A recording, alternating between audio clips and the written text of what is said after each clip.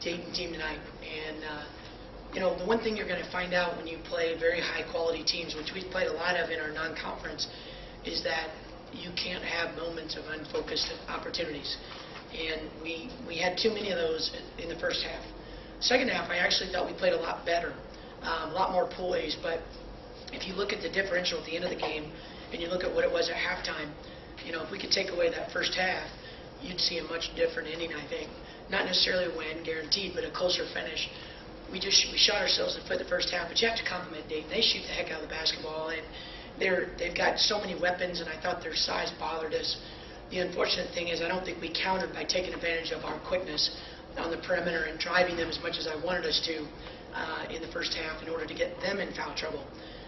They were able to do to us what I wanted to do to them. So it's something we'll get better at. I'm glad a lot of our younger players had this opportunity, and I think we'll get a lot better because of it.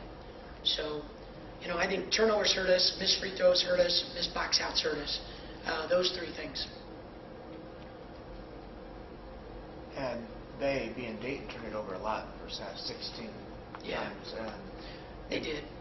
They did. And the unfortunate thing is there were a lot of opportunities where we could have capitalized and didn't. You know, missed layup or a travel. We weren't as sharp as I would have hoped we would have been today. But it's a great learning opportunity for us, and I think we'll, you know, it's something that is a great, you know, thing to embrace and get better. Why did Crunch not start? Crunch actually didn't practice till yesterday, and had some swelling in her knee that held her out of practice most of the week. And Sophie had worked her tail off all week, and so I actually asked the captains who they wanted to start, and they picked Sophie. And they did that because she worked hard all week long. I still knew we were going to need Crunch, but you know, I thought it was very well earned that Sophie had that starting opportunity. So this is different than the stress fracture.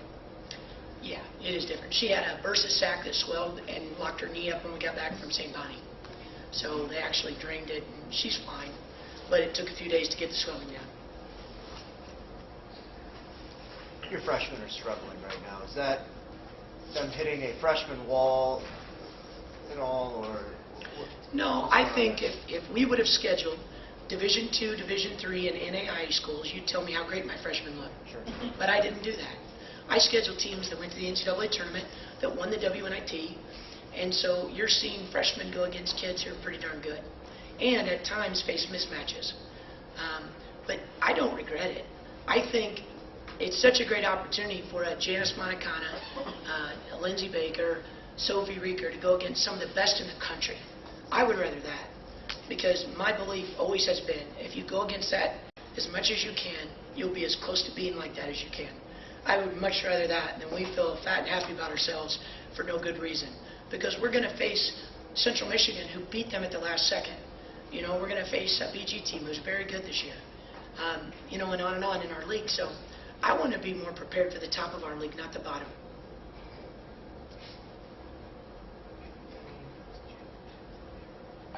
Good. We've got a week coming up here. It's a unique week. What is this going to be like for the team, just as far as holidays or whatever? Well, I'll tell you something that's unique this Christmas break that's never happened before.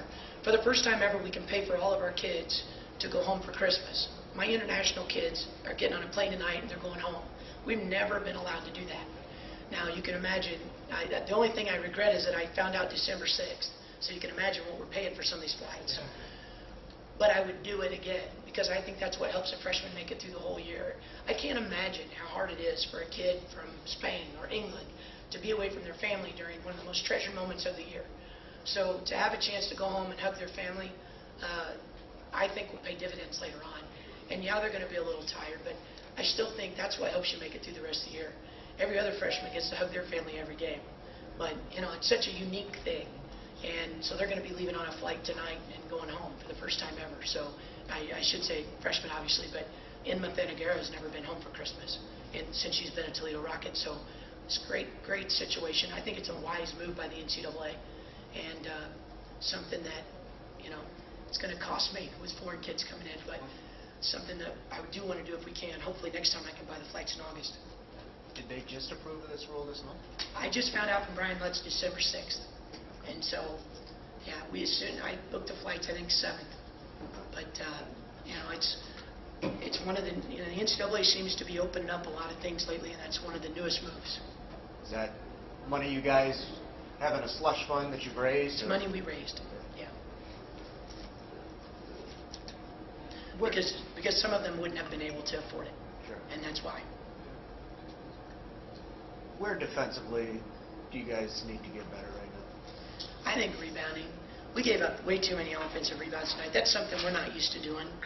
And even on free throws, we got to get a lot better at boxing out. And, the bad thing is 4 people box out and it's the 5th one. So we're getting there. Early in the season, you could have caught 3 out of the 5 not boxing out. Now it's maybe 1, but that 1 is the one that got the rebound. So we're getting better. You're just not seeing it yet. I see it in practice every day. And I have a lot of belief and faith in this team. It would have helped us a lot had Angela Dortch been able to stay on the floor. We weren't counting on, her playing the minutes that she did tonight. You look at Dortch, she plays 18 minutes. I wasn't counting on that. I was Steph- counting on 39. Steph, is she getting close to coming back, or what's her deal?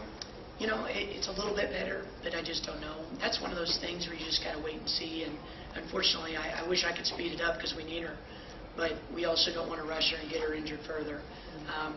We'll just have to wait and see. I think Christmas break's probably at a good time for her because she needs to just rest. And if she's not better by the time we get back, I probably am not going to make her ride 7 hours on a bus both ways and just let her rest her back a little bit. Is that frustrating? You haven't had a healthy team for 1 game this year. Yesterday was the first time I've had 10 healthy practice team members this year. And so that was my Christmas present. I got to coach 10 kids yesterday. My staff's in really good shape because they've practiced a lot. They bring their gold T-shirt every day to practice. But, and that's the other thing. When we played St. Bonnie, that was the first time we'd been healthier with our upperclassmen in a while, and it paid off. We were able to make runs tonight because we were healthier. And I can't wait till now we get more repetition with those kids that have been out for a while. If you look at Elena's reps even, she didn't play till California. And that's not a lot of time for a freshman to get used to things. So realistically, we've got to just be patient, positive, and keep coaching them. Anything else? Merry Christmas, you guys. I hope everybody has a good holiday.